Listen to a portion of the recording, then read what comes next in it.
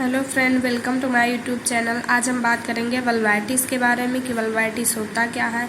Vulva में inflammation का हो जाना वल्वाइटिस कहलाता है। जैसा कि आप लोग जानते होंगे, जिस वर्ड के आगे आर्टिस वर्ड लग जाता है तो यह इन्फ्लामेशन को इंडिकेट करता है। What is vulvitis? Vulvitis is simply an inflammation of the vulva.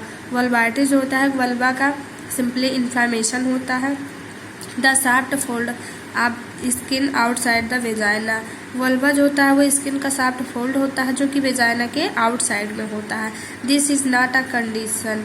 जो वल्वाइटिस होता है यह कोई कंडीशन नहीं है, but rather a symptoms that result. या लेकिन यह एक सिम्टम्स का रिजल्ट है from a host of disease, infection, injuries, allergies and other irritants. अगर कोई भी पर्सन है उसको disease, infection, injury, allergy and other irritant हो जाता है जिसकी वजह से वल्वाइटिस होने के चांसेस हो सकते हैं। डायग्नोसिंग और treating this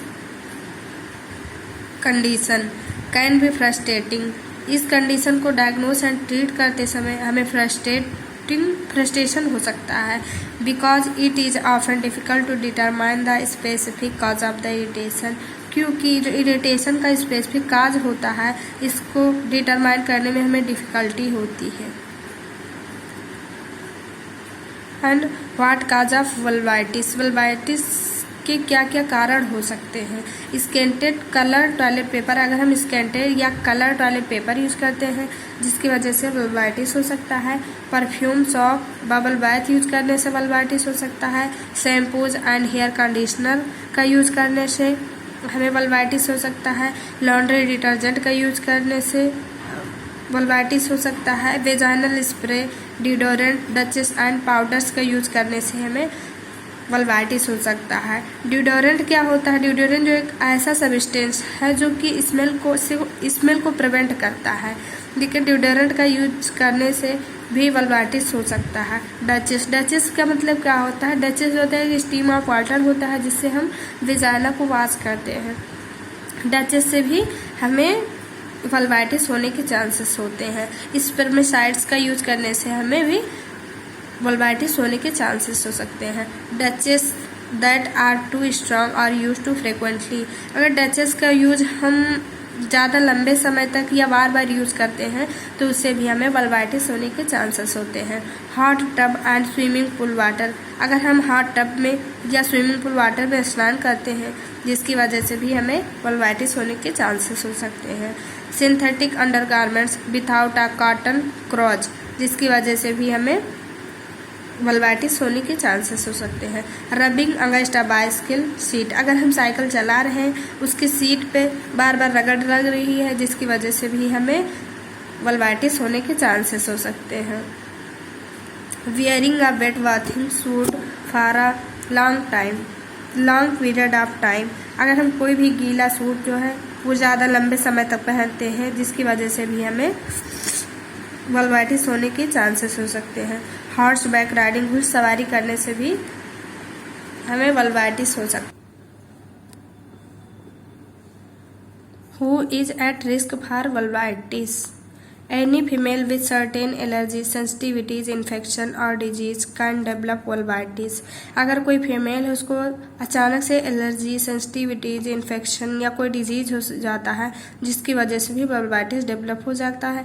girls who have not at reached puberty. अगर कोई भी गर्ल्स है वो प्यूबर्टी तक नहीं पहुंच पाती है तो उसको भी वल्वाइटिस हो सकता है। एंड जो post menopausal women sometime develop vulvitis. जो पोस्ट मेनोपॉजल वोमेन होती है कुछ समय के लिए उनमें भी वल्वाइटिस हो सकता है, possibly because of इनएडिक्वेट levels of oestrogen, क्योंकि उन लोग को एस्ट्रोजन का जो लेवल है वो उपयुक्त मात्रा में नहीं मिल पाता है। And what are the symptoms of vulvitis? The following are the most common symptoms for vulvitis. However, each adolescent may experience symptoms differently.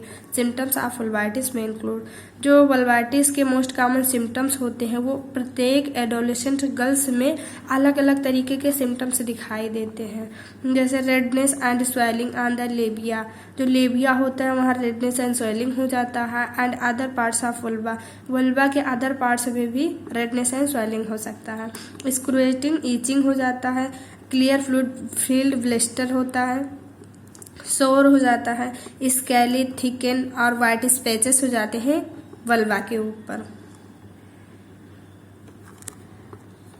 The symptoms of vulvitis may resemble other conditions or medical problems. Always consult your physician for a diagnosis. जो vulvitis के symptom के वजह से हमें और other condition हो सकते हैं, मेडिकल प्रॉब्लम भी हो सकते हैं, जिसके लिए हमें हमेशा फिजिशियन से कंसल्ट करना चाहिए डायग्नोसिस के लिए।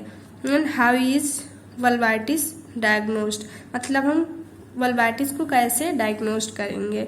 इन addition to a complete medical history and physical and pelvic examination, diagnostic procedures for vulvitis.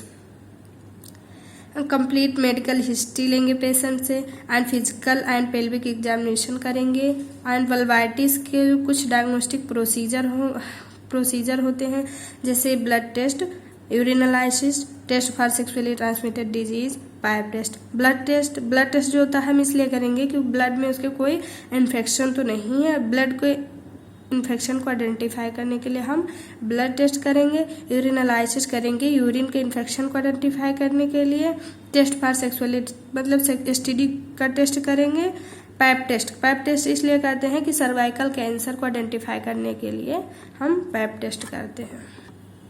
Treatment for vulvitis, specific treatment for vulvitis will be determined by your physician based on, जो vulvitis का specific treatment होता है वो determine किया जाता है physician के द्वारा, जो कि बेस्ड होता है your age, overall health and medical history, मतलब एज क्या है, ओवरऑल हेल्थ कैसा है एंड उसकी मेडिकल हिस्ट्री क्या है।